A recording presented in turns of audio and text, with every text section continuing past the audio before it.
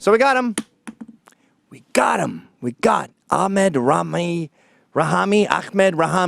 We got him. He's the guy who planted all the bombs. His dad would like us to know that he told the FBI this guy was bad news. Then he took it back when the FBI said, "You never said that." Oh, yeah, I didn't. Takia. Classic Takia. Hey, Ahmed. Hey, your dad. Ooh, what are you guys doing here? Get out of here. Why do we still have terrorists in this country post-attack? Deport them immediately. And more importantly, deport their entire families. Every time there's an attack, you need to deport everyone involved. Now, Trump got in a lot of trouble for saying take them out. Do you think he really meant take an M16 and blow a toddler's head off? No, he meant get rid of them, get them out of the equation, get them gone. Sorry, you have a fried chicken restaurant that the neighbors hated because it was open to all hours? No, you're gone. Everyone is gone. The tolerance for this act is disgusting. 24 hours later, I heard about it at a Mets game. 24 hours later, Sadiq Khan from London was throwing the opening pitch. This is the guy who says social integration doesn't work. He said that Muslims, immigrants, should not assimilate.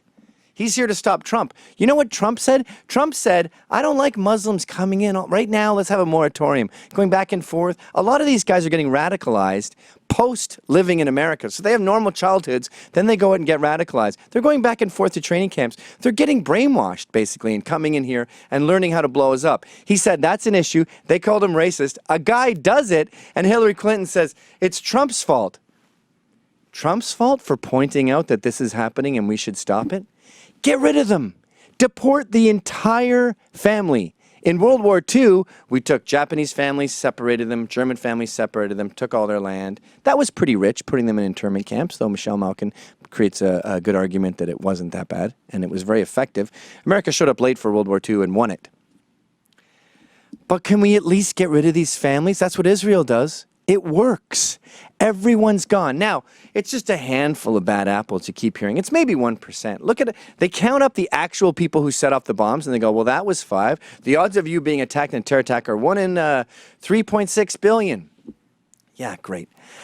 I'm concerned with the general pattern here. Muhammad is the #1 name in Britain right now for kids, for babies. We see an onslaught here of Islam. Islamophobia, phobia is killing us. It might not kill you. It might not kill me. Actually, it's more likely to kill me than you. But the big issue here is we have gone from assimilating immigrants and bringing in Muslims who love us and want to escape their shitty countries to immigrants, Muslim immigrants who want to bring their shitty countries here and replace ours with theirs. I assume they'll just want to leave when they make it theirs because they already left theirs. Oh, it's just a tiny fraction. No, it's not a tiny fraction. And what we have here is enablers, Muslim enablers. You look at any kind of statistics where you say suicide bombings sometimes are often justified. You often get 1 in 4, especially with young Palestinians. It's 1 in 4. We just had a Palestinian, by the way, this weekend lacerate a cop's face to shreds because he was in a bad mood because they locked him, put a boot on his car, a car he was living in. How did you get here, dude? Why are you living in a car? It took me 10 years and $10,000 to get a green card. Why do you get to come across the border? How do these people get here? I don't know. But when they're definitely terrorists, get them out of here and get their whole family out of here. Because one of our biggest problems is moderate Muslims. You see, most of us are normal, but we have these freaks on the fringe. You have, white nationalists, but they like the Nazi skinheads because the Nazi skinheads are out there doing the dirty work. They don't have to go out and get their hands dirty. You see the same with Israelis. They have the Jews on the settlements fighting the Palestinians. They don't necessarily support the Zionists, but they go, that's good. They're out there creating a mess. You have normal homosexuals that are living their lives. They don't want to get married, but they like that these activists are out there getting in the muck. Normal women who go, yeah, go out there and fight. Indians, Native Americans, go fight for ICWA. Take Lexi Page away. I don't really like it. It doesn't affect my life, but I like that you're causing a scuffle out there because it protects me. So moderate Muslims are a big part of the problem because they are enabling terrorism by tolerating it. Now, if you say, you're gone, if your nephew does any weird shit, you're gone, your husband's gone, your kids are gone, you know what you're going to start seeing? A lot more interest in a family's behavior. So my nephew, he went back and forth to Afghanistan again. I don't like that. I'm going to call the FBI. I'm going to say something because I just saw something. I'm not going to lie about it like Ahmed's father did. Or like Ahmed. Remember the clock? That was another lie. They self-deported, thank God. He shows up with something he knew was a bomb. That was the crime, by the way. You're not allowed to bring something that looks like a bomb somewhere knowing that it's going to cause a panic. That's what he was charged with.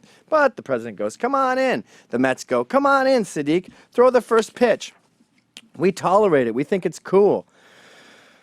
And we saw the same with the Minnesota stabbing, too. Instead of saying, get him out of here and get everyone remotely close to him out of here. I want everyone he spoke to, I want the mosque shut down where he went to. I want his entire family gone. That way you send a message to the community not to tolerate this, because they're clearly tolerating it. What happened when they raided all the mosques in Paris after the Bataclan? They found problematic propaganda in every single mosque.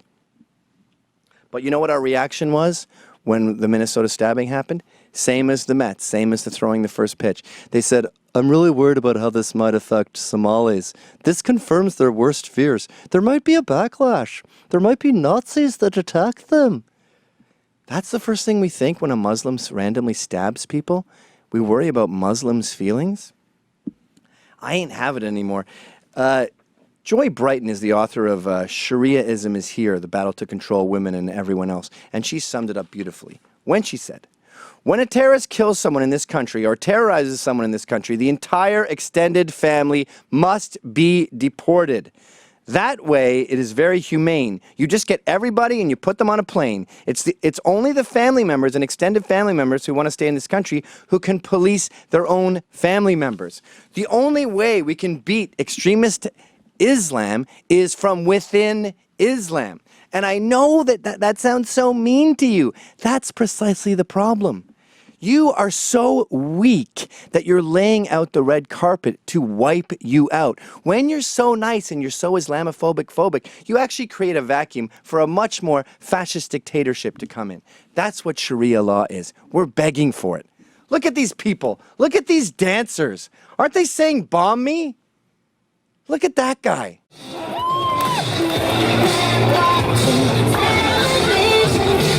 I think I might join jihad after all. Did you like that? Okay, check it out. I got a whole comedy show called How's It Going, Eh? You just have to click right here to subscribe.